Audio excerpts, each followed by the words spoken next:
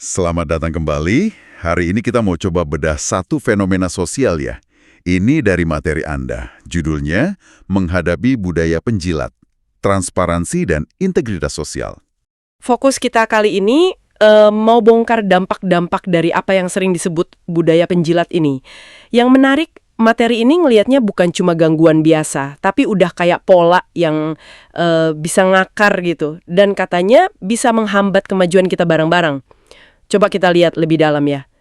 Oke, kita mulai dari dasarnya dulu nih.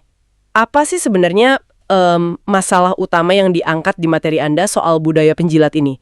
Katanya kan ada dua kerusakan utama ya. Kepercayaan yang rusak sama munculnya ketidakadilan. Betul. Dan cara kepercayaan itu terkikis, terus muncul ketidakadilan, itu menurut paparan di materi Anda ini cukup sistematis loh. Jadi ketika misalnya sanjungan atau ya menyenangkan atasan itu lebih dihargai daripada kinerja yang beneran objektif, nah otomatis kan tercipta standar ganda. Standar ganda ya, itu kayaknya kunci banget.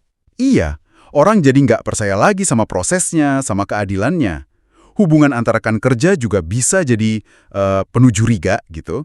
Materi Anda ini ngegambarinnya sebagai pembentukan budaya sosial yang nggak sehat.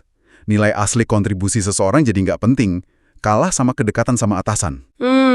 Jadi bukan cuma soal perasaan nggak adil aja ya, tapi emang mekanismenya jadi rusak. Persis.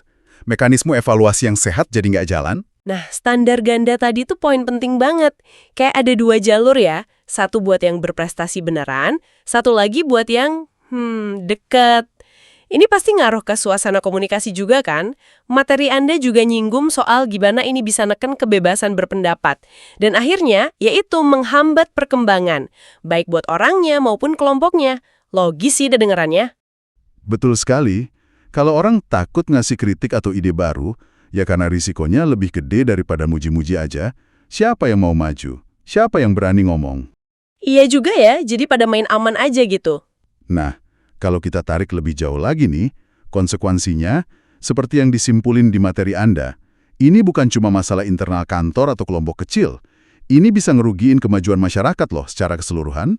Potensi orang jadi nggak maksimal gara-gara politik internal begini. Ide-ide baru yang mungkin bagus tapi nantang, jadi nggak berkembang ya? Iya. Layu sebelum berkembang. Sumber Anda ini bahkan pakai istilah mengakar. Itu nunjukin kalau ini bukan di permukaan aja, tapi bisa jadi udah terstruktur di beberapa lingkungan. Makanya susah dibongkar. Wah, jadi ancamannya stagnasi ya kalau gitu? Bisa dibilang begitu. Stagnasi jadi ancaman nyata. Oke. Setelah kita lihat dampak-dampaknya yang cukup bikin khawatir ya, dari rusaknya kepercayaan sampai potensi mandek tadi, terus ke arah mana nih materi Anda ngasih jalan keluar? Kalau masalahnya bisa sedalam itu, solusinya pasti nggak simpel ya. Ya, materi Anda ini ngarahnya ke perbaikan sistem. Ada 3 pilar utama yang ditekankan, transparansi, meritokrasi, sama integritas. Transparansi, meritokrasi, integritas. Oke, gimana tuh detailnya? Transparansi itu misalnya dalam proses ambil keputusan. Kriteria penilaian atau promosi dibuka aja. Jadi jelas dasarnya apa, bisa dipertanggungjawabkan. Bukan karena bisik-bisik atau deket doang. Oke, jadi membatasi ruang buat favoritisme ya? Betul. Nah, terus meritokrasi itu melengkapi. Ini mastiin kalau yang dinilai ya kontribusi nyatanya, prestasinya. Jadi yang dihargai itu kemampuan dan hasil kerja objektif. Tepat sekali. Ini ngirim pesan kuat kalau kinerja dan kompetensi itu yang paling penting. Tapi ya, 2 pilar ini, transparansi sama meritokrasi, butuh fondasi kuat. Fondasi? Maksudnya? Integritas. Nilai kayak jujur, objektif, berani ngelakuin yang benar, itu perlu ditanamin dan dihargai dalam budaya kerjanya. Tanpa integritas, sistem sebagus apapun, ya tetap aja bisa dimainin, bisa dimanipulasi. Masuk akal. Jadi, kalau kita rangkum nih, dari obrolan kita berdasarkan materi Anda, budaya penjilat ini bukan sekedar masalah sifat orang per orang ya, tapi udah jadi isu kultural yang dampaknya luas, ngerusak kepercayaan, ngehambat kemajuan, dan solusinya fokus ke benahin sistem lewat transparansi, meritokrasi, sama integritas.